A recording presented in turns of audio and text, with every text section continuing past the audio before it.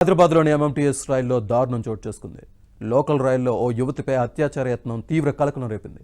తప్పించుకునే క్రమంలో యువతి రైలు నుంచి కిందకు దూకడంతో తీవ్రంగా గాయపడింది.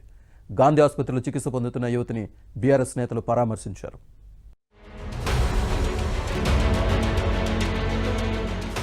సికింద్రాబాద్ రైల్వే పోలీస్ స్టేషన్ పరిధిలో దారుణం చోటు చేసుకుంది. సికింద్రాబాద్ నుంచి మేడ్చల్ వెళ్లే ఎంఎంటీఎస్ రైల్లో యువతిపై అత్యాచార యత్నం తీవ్ర కలకలం రేపింది. రైలు బోగీలో ఒంటరిగా ఉన్న యువతిపై ఓ యువకుడు అత్యాచారానికి యత్నించడంతో అతని నుంచి తప్పించుకునే క్రమంలో రైలు నుంచి బయటకు దూకింది. దీంతో యువతికి తీవ్ర గాయాలయ్యాయి. స్థానికులు గుర్తించి 108కు సమాచారం అందించారు. ఘటనా స్థలానికి చేరుకున్న సిబ్బంది యువతిని గాంధీ ఆసుపత్రికి తరలించి చికిత్స అందిస్తున్నారు. అనంతపురం జిల్లాకు చెందిన యువతి మేడ్చల్లో ఓ ప్రైవేట్ సంస్థలో ఉద్యోగం చేస్తోంది. తన సెల్ ఫోన్ మరమ్మతు కోసం సికింద్రాబాద్ కు వెళ్లి పని ముగించుకుని ఎంఎంటీఎస్ లో మేడ్చల్ కు బయలుదేరింది. మహిళల కోచ్లో ఆమె ఎక్కింది. ఆ బోగీలో ఉన్న మరో 2 మహిళలు ఆల్వాల్ స్టేషన్ లో దిగిపోయారు. బోగీలో యువతి ఒంటరిగా ఉండగా ఓ యువకుడు ఆమెపై అత్యాచార యత్నానికి పాల్పడ్డాడు. అతని నుంచి తప్పించుకునేందుకు బాధితురాలు రైలు నుంచి బయటకు దూకింది. కొంపల్లి సమీప ప్రాంతంలోని రైలు బ్రిడ్జి వద్ద కింద పడింది.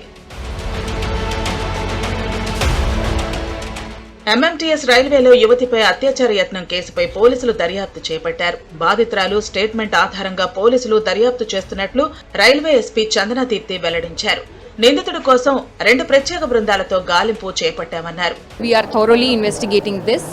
మాకు challenges ఉన్నాయి because there are no cameras in every train, every compartment, every railway station. So ఎక్కడ దొరికినవి అక్కడ మేము ఎగ్జామిన్ చేయడం జరుగుతుంది.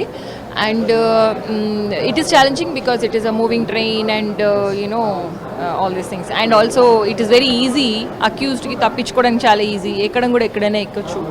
సో ఇన్ని ఉన్నాయి కాబట్టి మాకు ఛాలెంజింగే ఉంది ఈ task. But definitely we will detect the case and catch the accused and take him to this.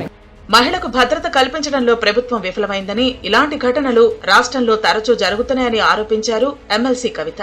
MMTS రైల్లో యువతిపై అత్యాచార యత్నం ఘటన పట్ల ఆమె తీవ్ర దిగ్భ్రాంతి వ్యక్తం చేశారు. యువతి ఆరోగ్య పరిస్థితిని రైల్వే ఎస్పీ చందనదీప్తి ఫోన్ చేసి అడిగి తెలుసుకున్నారు. గాంధీ ఆసుపత్రిలో చికిత్స పొందుతున్న యువతిని బీఆర్ఎస్ మహిళా నేతలు పరామర్శించారు.